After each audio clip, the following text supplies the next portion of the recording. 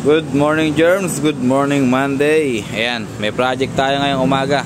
Yamaha Gravis. Ito, lalatagan natin ng MDL.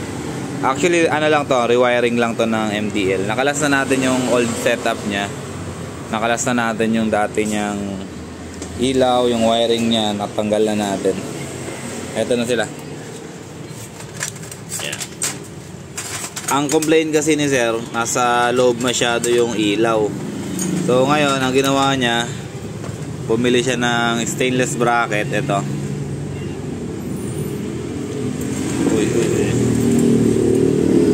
Ayan yung stainless bracket na nabili niya. Online niya yata nabili to. Teka, nasa putan tayo ng electrical tape dito. Ayan. Ang mounting nito sa labas na. Yung ano niya, yung version 6 niya na Last X. So bali magiging ganda yung itsura niya dito. Nasa labas na, tapos mas kita na siya. Kanina kasi nandun sa loob, kulob na kulob yung ilaw, halos wala na yung ano, halos walang buga yung ilaw niya. Tapos ito yung previous wiring niya, ganito lang itsura.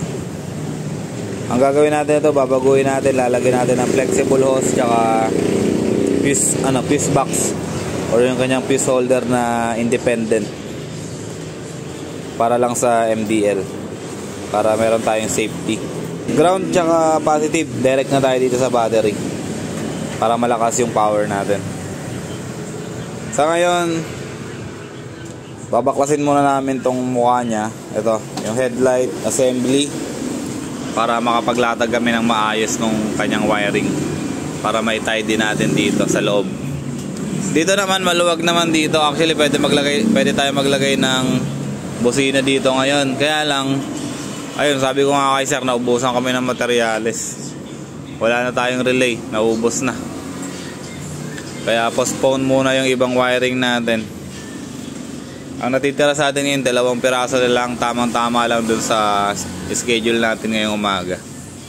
Ang ano niya kasi biglang parang papadagdag siya ng busina. Ito, yung original PIA natin, papadagdag niya sana, kaya lang sabi ko, wala tayong extra materyales, wala tayong relay. Yung pag-install dito sa Yamaha Gravis madali lang kasi maluwag yung dito sa loob. Ayun o.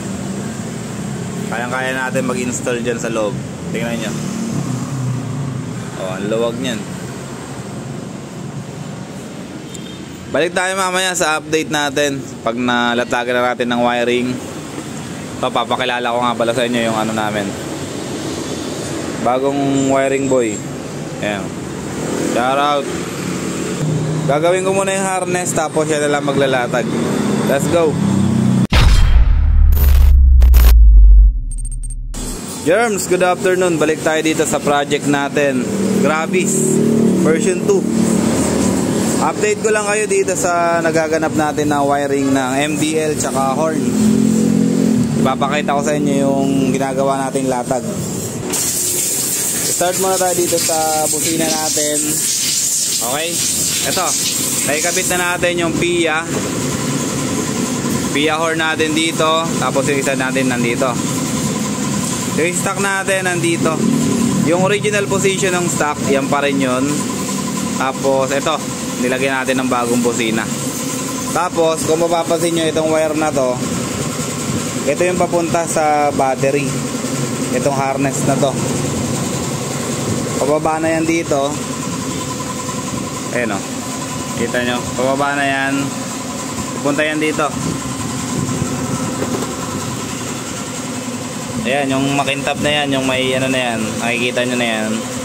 Yung makintab na yan, ayan, yan na yung harness na pinagapang natin papunta dito sa battery, para wala tayong top, wala tayong peel, tsaka wala tayong cut sa original na wiring nitong motor na to.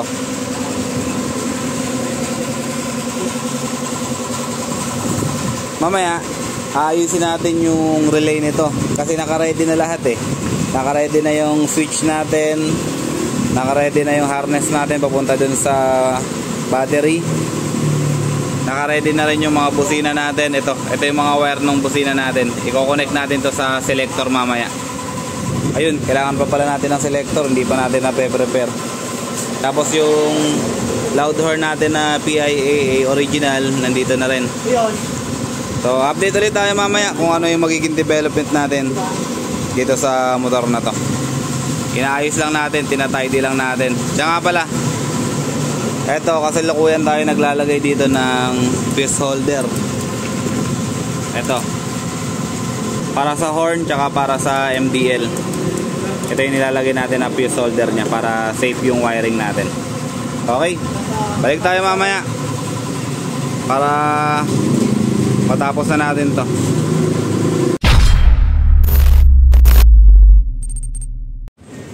Germs, good afternoon. Balik tayo dito sa project natin.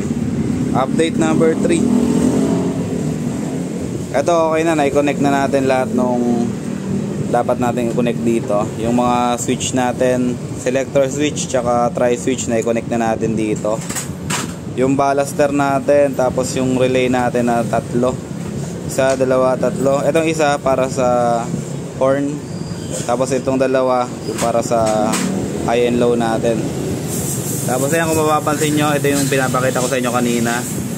Na-connect na natin yung loud horn dito na isa. Andito naman yung isa sa ilalim. Tapos stock horn, stock position din. Yan pa rin yun. Tapos itong wire na to, ito na yung papunta dun sa MDL nya. Mamaya aayusin natin to. Iti-tension lang natin na maayos para hindi nagkalat sa ano nya, dito sa may loob nya. Hindi siya dito. Hindi siya lalawlaw dito sa ilalim. Okay. Kukunin natin to mamaya, tapos iti-tension natin na maganda. Yung dito naman sa battery, assist pa rin. Mamaya aayusin natin yan para maging tidy. Antayin lang natin mabalik yung ano nya dito, utility box nya. Yung harness natin, pakita ko naman na sa inyo kanina. Kakakain lang namin eh. Kain nyo lang? Oo. Sige, mag-iwan ka ng dalawang kamote sa akin. Tapos yung sila, tanongin mo sila kung ano. Oo. Ayan, okay na. Balik tayo mamaya. Ikakabit ko na lang tong headlight nya. Tapos hindi ko pala sa inyo na ipakita to kanina. Ito na yung bracket na binili niya online. Stainless. Tapos na-mount na natin yung ano niya, version 6 na Last X. Ayan. Okay na. Abang-abangan nyo na lang yung finished product nito, tapos yung testing natin mamaya. See you later.